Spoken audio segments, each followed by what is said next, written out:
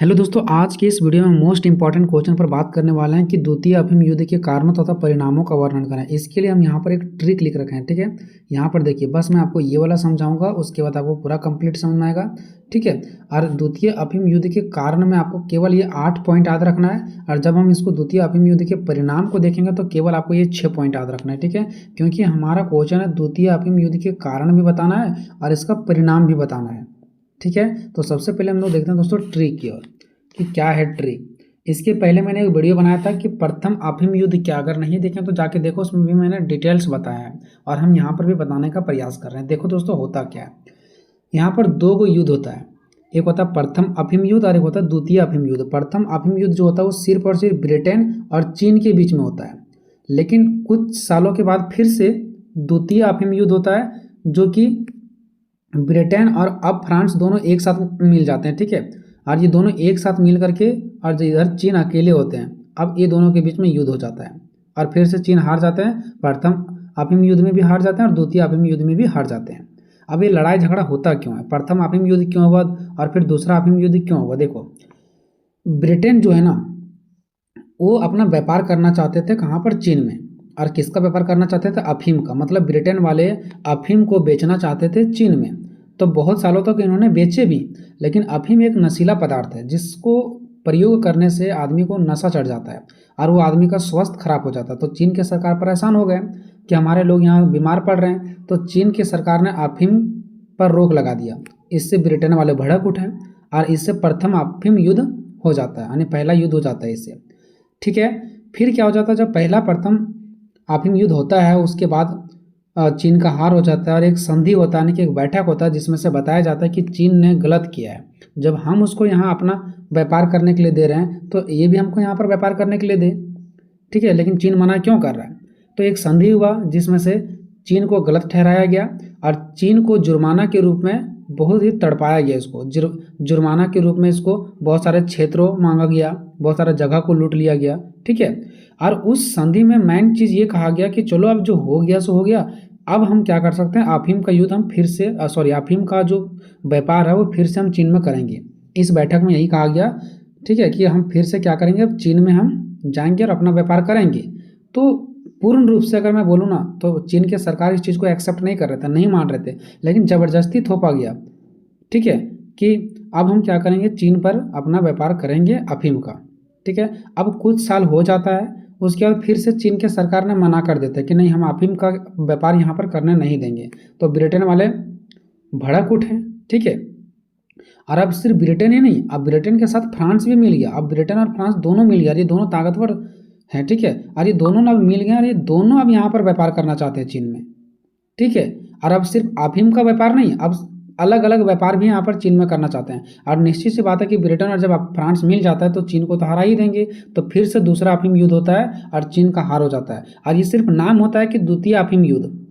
अब यहाँ पर सिर्फ अफीम का ही लड़ाई नहीं चल रहा, अब यहाँ पर हर एक चीज़ का लड़ाई चल रहा है। अब ब्रिटेन और फ्रांस वाले चाहते थे कि हम पूरा कब्जा कर लें चीन पर और हर एक व्यापार करें, सिर्फ अफीम का ही नहीं बल्कि हर एक व्यापार करें। इसलिए फिर दूसरा अफीम युद्ध हो जाता है और इसमें भी चीन हार हो जाता है। फिर से चीन को जुर्माना के रूप में बहुत सारे क्षेत्रों को देना पड़ता है। और अब सिर्फ ब्रिटेन और फ्रांस ही नहीं बल्कि अलग अलग देश भी आकर के चीन पर क्या करने लगे, कब्जा करने लगे, यानी यहाँ पर व्यापार करने लगे। क्योंकि देखा गया कि चीन की स्थिति बहुत खराब हो चुका था, क्योंकि पहले भी यहाँ पर युद्ध हो चुका था जिसमें से ये हार गए थे, और दूसरा बार भी युद्ध हुआ तो इसमें भी ये हार गए, ठीक है। तो चलो इसी चीज़ को देखेंगे। द्वितीय अफीम युद्ध के कारण में आपको ये केवल इतना पॉइंट याद रखना, 8 कारण। इसी की वजह से द्वितीय अफीम युद्ध होता है। व्यापार को बढ़ाने की इच्छा, चीन जो थे, चीन में ब्रिटेन और फ्रांस क्या चाहते थे कि व्यापार बढ़ जाए। संधियों को ना मानना, जो चीन के सरकार और संधि को नहीं मानते थे। एरो जहाज का घटना, फ्रांस मिशनरी की हत्या, सब हम बताएंगे। चीन की कमजोरी स्थिति, साम्राज्यवादी सोच, चीनियों को बलपूर्वक मजदूर बनाना, चीनी जहाज़ों से पैसा वसूली करना, ये सारा पॉइंट पर हम आगे चर्चा करेंगे। बस अभी आप इसका स्क्रीनशॉट लेकर के रख लो या तो फिर लिख लो इसको, ठीक है। और द्वितीय अफीम युद्ध के परिणाम हम इसको देखेंगे। चीन की हार, चीन से जुर्माना, अफीम व्यापार का वैध होना, विदेशी प्रभाव, ब्रिटेन और फ्रांस का नियंत्रण, सरकार का कमजोर होना। चलो एक करके बात करते हैं। क्वेश्चन है द्वितीय अफीम युद्ध के कारणों तथा परिणामों का वर्णन करें। सबसे पहले परिचय देखेंगे, ठीक है। द्वितीय अफीम युद्ध जो 1856 से 1866 तक चला था, ये आपको बस एक डेट याद रखना, शुरुआत वाला, ठीक है। कि 1856 से 1860 तक चला था। इसमें ब्रिटेन और फ्रांस ये दोनों एक साथ मिल गए, ठीक है। ब्रिटेन और फ्रांस ने साथ मिलकर के व्यापार के लिए चीन से लड़ाई लड़ गया। इस युद्ध में चीन का हार हो गया, जिसके कारण इसको बहुत ही सारी शर्तें को मानना पड़ा। जब चीन का हार हो गया ना, तो चीन को बहुत सारी चीज़ों को मानना पड़ा कि अच्छा हम ये वाला मेरा चीज़ ले लो, अच्छा मेरा यहाँ आकर के व्यापार करो, लेकिन अब युद्ध मत करो। लोग जब हार जाते हैं ना, तो बहुत सारे शर्त मानना मंजूर कर लेते हैं। आगे हुआ क्या देखो, चीन का इस युद्ध में हार हुआ, चीन हार गया, जिसके कारण अफीम का व्यापार फिर से हुआ। अफीम का व्यापार फिर से होने लगा, ब्रिटेन चीन में जाने लगे और व्यापार करने लगे अफीम का, और वहाँ के लोग अफीम का प्रयोग करने लगे, ठीक है। अफीम एक नशीला पदार्थ होता है और वहाँ चीन के लोग बहुत ज़्यादा दिलचस्पी से इसको प्रयोग करते थे, क्योंकि नशा वाला चीज़ था, ठीक है। नशा के पीछे हर लोग भागते हैं और फिर से लोग स्वस्थ संबंधित वहाँ बीमारियाँ फैलने लगी। लेकिन वहाँ की सरकार करे क्या, 2 बार तो युद्ध हो चुका था, दोनों में हार चुके थे।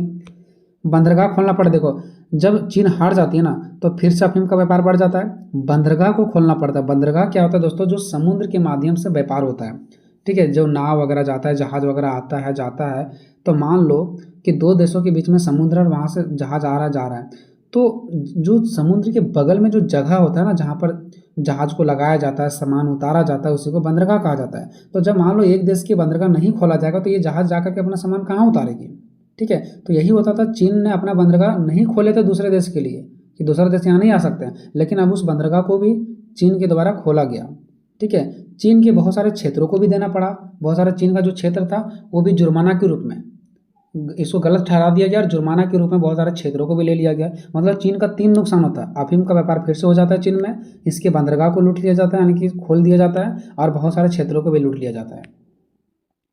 यह युद्ध चीन के लिए बहुत ही अपमानजनक माना जाता है, मतलब हार भी गए थे, बहुत ज़्यादा गलत तरीका से हार गए थे, इसलिए इसका बहुत ज़्यादा अपमान हुआ था। और इसके बाद से चीन दूसरे देशों का आगमन और अधिक बढ़ गया। देखो, अब उसके बाद क्या होता है पता, जब इसका हार हो जाता है, बहुत ज़्यादा इसका अपमान होता है, उसके बाद चीन में अब सिर्फ ब्रिटेन और फ्रांस ही नहीं, बल्कि और भी बहुत सारे देशों ने आगमन और अधिक बढ़ गया। आगमन मतलब बहुत सारे देशों ने आने जाने लगे चीन में और अपना व्यापार करने लगे। काश चीन पहले ही सिर्फ ये 2 देशों को व्यापार करने के लिए दे दिए रहते, लेकिन अब अलग अलग भी देश आकर के यहाँ व्यापार करना शुरू कर दिया, और चीन की स्थिति बहुत ज़्यादा खराब होने लगा। वहाँ के लोगों को पैसा तक कमाने के लिए नहीं मिलता था, बेरोजगार होने लगे, दूसरा जगह काम करने के लिए जाना पड़ा।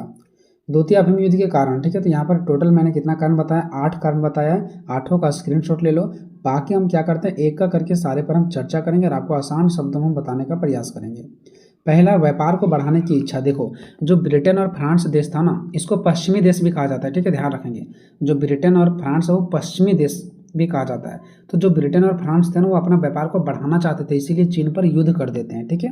ब्रिटेन और फ्रांस जैसे पश्चिमी देश चीन में अपना व्यापार को विस्तार देना चाहते हैं, यानी बढ़ाना चाहते हैं। वे चाहते थे कि चीन अधिक बंदरगाह खोले, यानी जो चीन है वो बंदरगाह को खोल दे, यानी कि जो जहाँ पर जहाज वगैरह रुकता है उस बंदरगाह को खोल दे, यानी जहाज़ों का स्टेशन समझो, ठीक है, उस स्टेशन को खोल दे। अफीम व्यापार को वैध माने, वैध मतलब यानी इसको नियम कानून के तहत इसको गलत ना माने, है ना, यानी कि इसको वैध कर दे, सही कर दे कि हाँ अफीम का व्यापार हो जाएगा, इसको सही माने, ठीक है, गलत ना माने। पश्चिमी देशों को व्यापार करने की अनुमति भी दिया गया। पश्चिमी देशों मतलब ब्रिटेन और फ्रांस को व्यापार करने की अनुमति दे, ऐसा चाहते थे कौन, ब्रिटेन और फ्रांस वाले चाहते थे कि हम अधिक से अधिक यहाँ पर व्यापार करें, और ये जो चीन है वो अपने बंदरगाह को खोल दे ताकि हमारा व्यापार करना आसान हो जाए। और अफीम का जो व्यापार चीन की सरकार बोल रहा है कि नहीं ये अवैध है, गलत है, उसको सही कर दे, और जो हमारा देश यानी कि पश्चिमी देश है जैसे कि ब्रिटेन और फ्रांस के लिए व्यापार की अनुमति दे दे कि हाँ फ्रांस और ब्रिटेन आकर के यहाँ व्यापार कर सकता है, बस हमको इतना ही चाहिए, ऐसा कहना था कि इसका फ्रांस और ब्रिटेन का। लेकिन यहाँ की सरकार नहीं मानते, जिसकी वजह से युद्ध होता है। दूसरा, संधियों को ना मानना। जब प्रथम अफीम युद्ध हुआ था ना, उस टाइम जो चीन के सरकार थे ना वो मानने से इनकार कर देते हैं, और जब मानने से इनकार कर देते हैं तो फिर से दूसरा युद्ध हो जाता है। पहले अफीम युद्ध के बाद नानकिंग की संधि में कुछ अधिकार ब्रिटेन व फ्रांस को मिले थे। देखो, जब प्रथम अफीम युद्ध होता है ना तो एक संधि होता है जिसका नाम है नानकिंग संधि, क्योंकि यहीं पर ये संधि हुआ था, ठीक है। तो अगर ये नाम याद नहीं रहता तो बस आप इतना लिखेंगे कि प्रथम अफीम युद्ध के बाद एक संधि होता है, उस संधि में चीन को गलत ठहराया जाता है और ब्रिटेन व फ्रांस जैसे देशों को कुछ एक्स्ट्रा अधिकार मिला कि आप चीन में जाकर के अब व्यापार कर सकते हैं। पर चीनी सरकार ने उन्हें ठीक से लागू नहीं किया, यानी कि उसको बातों को मानने से इनकार कर दिया। इससे पश्चिमी देशों यानी ब्रिटेन और फ्रांस में असंतोष और तनाव बढ़ गया कि भाई ये क्या कर रहा है, फिर से मना कर दे रहा है, जिसके कारण चीन से युद्ध हो गया। फिर से चीन से युद्ध कर देते हैं और ब्रिटेन और फ्रांस दोनों मिलकर करते हैं, क्योंकि ये दोनों फायदा कमाना चाहते थे चीन से, यानी चीन को लूटना चाहते थे। अब निश्चित सी बात है, दो देश मिला हुआ तो निश्चित से चीन तो हार ही जाएगा। एरो जहाज की घटना देखो, अब एक एरो जहाज नाम होता है, उसकी घटना यहाँ पर घटित होता है। एरो जहाज जो ब्रिटेन का होता है और चीन के सरकार ने इसको जब्त कर लेती है, इससे ब्रिटेन को और ज़्यादा गुस्सा उत्पन्न हुआ। एरो जहाज की घटना में चीन ने एक ब्रिटिश जहाज को जब्त कर लिया, ठीक है, ब्रिटिश जहाज जा रहा था और उसको जब्त कर लिया चीन वालों को इतना हिम्मत नहीं करना चाहिए, है ना। और नाविकों को बंदी बना लिया और जो उसमें नाव में शामिल लोग थे ना, उसको बंदी बना लिया। ब्रिटेन के कहने पर भी चीन ने नहीं छोड़ा उनके बंदियों को, जिसको बंधक बना कर रख लिए थे चीन वाले, जिससे ब्रिटेन नाराज हुआ और चीन के खिलाफ लड़ाई लड़ दिया। ऐसा नहीं करना चाहिए था चीन को, गलत कर रहे थे वो, जिसको बोलते हैं ना मोल झगड़ा लेना, वो कर रहे थे चीन। फ्रांस के मिशनरी की हत्या, देखो फ्रांस की मिशनरी का हत्या क्या है। मिशनरी किसको कहते हैं? मिशनरी वो लोग होते हैं जो अपने देश से जाकर के दूसरे देश में अपना धर्म का प्रचार करते हैं। जैसे मान लो हम हिंदू धर्म के हैं, देखो हमारा धर्म से कोई ताल्लुक नहीं, हम लोग सब एक ही, बस एग्जाम्पल ले रहे हैं, ठीक है।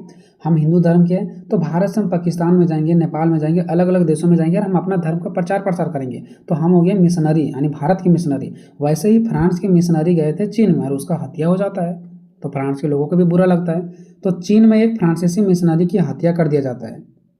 ये जाते हैं अपने धर्म का प्रचार करने के लिए, लेकिन चीन के लोगों ने उसको धो देते हैं, ठीक है।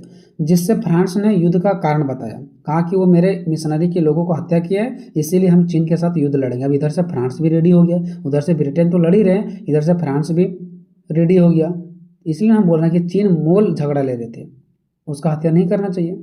और व्यापार का बहाना भी बनाया, फ्रांस ने व्यापार का बस बहाना बनाया, ठीक है। और मैन इनका कारण क्या था कि उसका हत्या हो जाता है, और हत्या की वजह से ही ये युद्ध का कारण बताते हैं कि हम इसी की वजह से युद्ध कर रहे हैं, ठीक है। और ये बहाना बनाया किसका? व्यापार का, क्योंकि ये व्यापार करना चाहते थे। सिर्फ बहाना बनाया था कि वो मेरे लोगों को हत्या कर दिए थे, इसलिए हम लड़ाई लड़ रहे हैं। यह घटना दूसरे देश की सुरक्षा को लेकर चीन की नकारात्मक छवि प्रस्तुत किया। देखो अब फ्रांस क्या करने लगा, फ्रांस कहने लगा कि आज मेरा देश के लोग वहाँ पर गए चीन में, तो चीन में मार दिया गया, कल अगर के दूसरा देश के भी लोग जाएंगे तो ये लोग मार देंगे क्या? तो इस प्रकार से इनका नकारात्मक छवि प्रस्तुत हो गया, मतलब सारे लोग इसको गाली देने लगे चीन को, अलग अलग देश में, कि ये सही बात है, कल होकर के अगर मेरा भी व्यक्ति जाएंगे वहाँ पर तो क्या ये लोग मार देंगे, चीन ने गलत किया है। तो इसी तरह से अलग अलग बात बोल रहे थे फ्रांस के सरकार कि हमारे लोग गए हैं, उसको हत्या कर दिया गया, क्या कल दूसरा देश के लोग जाएंगे तो क्या ऐसा ही हत्या करेंगे? तो दूसरे देश की सुरक्षा को लेकर के कि चीन फिर से ऐसा किसी देश के साथ ना करे, किसी देश के लोगों को ना मारे, हम लोगों को सुरक्षित रहना है, तो सारे लोगों को लगा कि नहीं ये फ्रांस ठीक कर रहा है, ठीक है। तो इसकी वजह से नकारात्मक छवि प्रस्तुत हो गया चीन का, मतलब चीन और पीछे जाने लगा। चीन की कमजोर स्थिति, चीन कमजोर होने लगा। चीन में ताइपिंग विद्रोह भी हुआ, यानी चीन के अंदर ही एक विद्रोह होता है जिसका नाम है ताइपिंग विद्रोह। अब अगर कोई देश के अंदर ही विद्रोह हो जाए तो देश को झकझोर देता है, देश को कमजोर कर देता है। तो चीन में एक ताइपिंग विद्रोह हुआ था जो अपने ही अंदर हुआ था, अपने ही चीन में हुआ था, ठीक है। अब ये ताइपिंग विद्रोह जैसे बड़े आंतरिक संकट मतलब अपने ही देश के अंदर ये संकट हुआ था। अब इससे तो चीन जूझ ही रहा था, इससे तो परेशानी था, और इधर से फ्रांस और ब्रिटेन भी आ गया, जिससे उनकी सैन्य और राजनीतिक शक्ति कमजोर हो गई, जिससे जो चीन है ना उनका जो सेना भी कमजोर हो गया और उसका राजनीतिक शक्ति भी, वहाँ के सरकार भी कमजोर हो गया, सब चीज़ कमजोर हो गया। इसी का फायदा उठा करके विदेशी शक्तियाँ यानी विदेशी देश जैसे ब्रिटेन फ्रांस ने दबाव बनाने लगा चीन में, और उन लोगों को लगा कि यहाँ से युद्ध हम बहुत ही आसानी से जीत जाएंगे। साम्राज्यवादी सोच, देखो साम्राज्यवादी सोच क्या है। जो ब्रिटेन और फ्रांस वाले देश थे वो साम्राज्यवादी सोच रखते थे। साम्राज्यवादी का मतलब होता है हम दूसरे देश को गुलाम बनाएंगे, ठीक है। तो फ्रांस और ब्रिटेन का भी यही सोच था कि हम चीन पर क्या करेंगे, गुलाम बनाएंगे, ताकि चीन से अधिक व्यापार कर सके, है ना। तो पश्चिमी देश में आते थे ब्रिटेन और फ्रांस, ठीक है।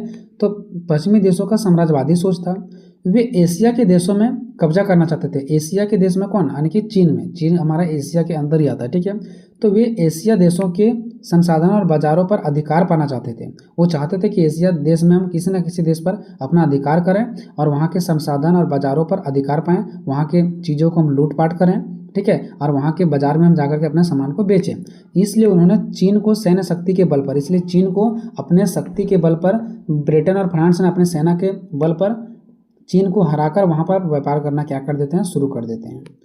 चीनियों को बलपूर्वक मजदूर बनाना। अब देखो फ्रांस और ब्रिटेन के सरकार क्या करती है पता है, जो चीनी के लोग होते हैं ना, यानी चीन के लोग होते हैं ना, वो बेरोजगार होने लगे। अब इसी का फायदा का मौका उठाते हुए जो फ्रांस और ब्रिटेन की सरकार है ना, वहाँ के लोगों को ज़बरदस्ती बोलते हैं कि तुम लोग बेरोजगार हो गए हो तो तुम लोग यहाँ यहाँ काम करने जाओ। तो अलग अलग जगह पर चीन के लोगों को काम करने के लिए भेज दिया गया ज़बरदस्ती और कम पैसों पर। चीन की हार के बाद इसकी स्थिति बहुत ही खराब होने लगा, जिसके कारण भूखमरी और बेरोजगारी जैसा समस्या बढ़ने लगा। इसी का फायदा उठाते हुए विदेशियों यानी कि दूसरे देशों ने चीन के लोगों को ज़बरदस्ती अलग अलग जगह पर काम करने के लिए भेज दिया गया कि तुम लोगों को यहाँ पर नौकरी नहीं मिलने वाला, दूसरा जगह पर जाओ और वहाँ पर कमाओ। ठीक है, ये तोड़ना चाहते थे देश को, चीनी जहाज़ों से पैसा वसूली करना। देखो, जो चीन का जहाज़ चलता था ना, तो जो दूसरे देश वाले थे ना, जैसे ब्रिटेन और फ्रांस, वो क्या कहते थे पता है कि चीन तुम हमको पैसा दो, तब हम क्या करेंगे, जो तुम्हारा जहाज़ चल रहा है समुद्र में उसका हम रक्षा करेंगे, नहीं तो डाकू बहुत ज़्यादा फैल रहे हैं, आपके जहाज़ को क्या कर देंगे, ख़त्म कर देंगे। तो चीन ने डर से बहुत ज़्यादा पैसा भी दिए। सोचो कितना तरीका अपनाया जा रहा है चीन को लूटने के लिए। विदेशियों ने यानी कि अलग अलग देशों ने जल डाकुओं को पकड़ने के लिए, कि जल डाकू बहुत ज़्यादा पनप रहा है, जल डाकू बहुत ज़्यादा बढ़ रहा है, ठीक है, तो आपके जहाज़ को कहीं नुकसान ना कर दे, इसलिए चीन की सरकार से ये पैसा का डिमांड करते हैं। जल डाकुओं को पकड़ने के बहाने से चीनी जहाज़ों से उनकी रक्षा करने के लिए, ताकि चीन की जहाज़ रक्षा रहे, उससे काफ़ी ज़्यादा धन वसूला जाता है कि चीन मैं आपके जहाज़ों को, आपके जहाज़ को रक्षा करेंगे डाकुओं से, इसलिए आप क्या करो, पैसा दो हमको। तो पैसा भी वसूलने लगे। चीन को डर था फिर कहीं युद्ध ना कर दे, पैसा नहीं देंगे तो। आगे देखिए, द्वितीय अफीम युद्ध के परिणाम को देखते हैं। ठीक है, द्वितीय अफीम युद्ध के निम्नलिखित परिणाम रहा, यानी बहुत सारे मुख्य परिणाम हैं। देखते हैं कौन कौन। चीन का हार हुआ, चीन से जुर्माना लिया गया, अफीम व्यापार का फिर से वैध होना, वैध मतलब फिर से अफीम युद्ध को सही माना गया। विदेशी प्रभाव देखने को मिला, अलग अलग देशों ने यहाँ पर आकर के अपना रुतबा दिखाने लगे। ब्रिटेन और फ्रांस को नियंत्रण में कर लिया, अपने कब्जे में कर लिया, और सरकार वहाँ की कमज़ोर हो गई। ठीक है, देखो चीन की हार। चीन सरकार एक बार फिर से युद्ध में हार गई। इसके पहले भी प्रथम अफीम युद्ध में हारे थे, अब फिर से युद्ध में हार जाते हैं, और ब्रिटेन व फ्रांस सामने मजबूर हो जाते हैं। चीन क्योंकि इन्हीं से हारे थे, मजबूर हो जाते हैं, पैर पड़ने लगते हैं।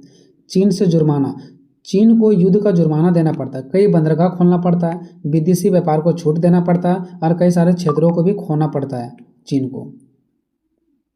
आगे बात करते हैं तीसरा, अफीम व्यापार का वैध होना। अफीम व्यापार को चीन में वैध यानी कानूनी कर दिया गया।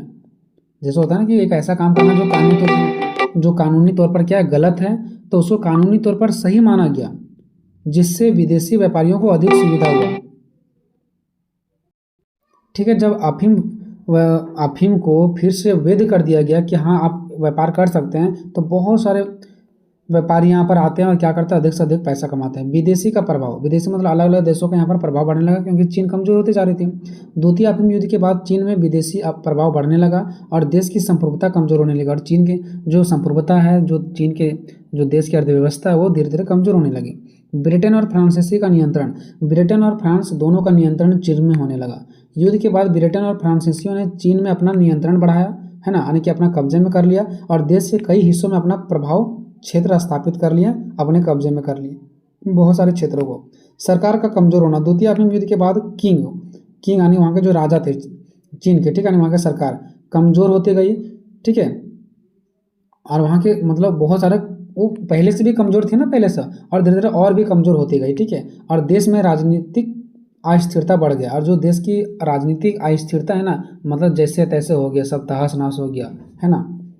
बात करते हैं निष्कर्ष में, तो यह युद्ध सिर्फ अफीम तक सीमित नहीं रहा। अब सिर्फ अफीम तक सीमित नहीं रहेगा। हाँ युद्ध हुआ तो चीन हार गया, तो बाहर के देश आके यहाँ अफीम का खेती करेंगे, या तो सॉरी अफीम का सेल करेंगे, बेचेंगे, व्यापार करेंगे। अब सिर्फ अफीम तक ही नहीं रहा, बल्कि ब्रिटेन व फ्रांस ने चीन के व्यापार, राजनीतिक और विभिन्न क्षेत्रों पर गहरा हस्तक्षेप कर लिया। अब यह सिर्फ सीमित अफीम तक ही नहीं रहा कि हम अफीम को बेचेंगे, बल्कि ये पूरी कब्जा कर लिया और अपना व्यापार को फैलाने लगे। राजनीतिक व्यवस्था पर कब्जा कर लिए, राजनीतिक व्यवस्था मतलब वहाँ के बहुत सारे जगहों पर कब्जा कर लिए, बहुत सारे क्षेत्रों पर वो गहरा रूप से हस्तक्षेप कर लिए, और वहाँ पर ये अपना सिस्टम बनाने लगे। इसका परिणाम चीन की हार और अपमानजनक संधियाँ थोपी गई। ठीक है, और क्या होता है, जब चीन की हार होता है तो अपमानजनक मतलब गलत तरीका से संधियाँ थोपी जाती है, जो सरकार नहीं मानती है उसको भी ज़बरदस्ती मनवाया जाता है। ठीक है, वीडियो कैसा लगा कमेंट में जरूर बताइएगा। अगर अच्छा लग रहा है तो हम आप लोगों का कमेंट पढ़ते हैं, भला रिप्लाई नहीं दे पाते, ठीक है, तो अच्छा सा कमेंट करना है ताकि हम अच्छी तरीके से वीडियो बनाते रहें।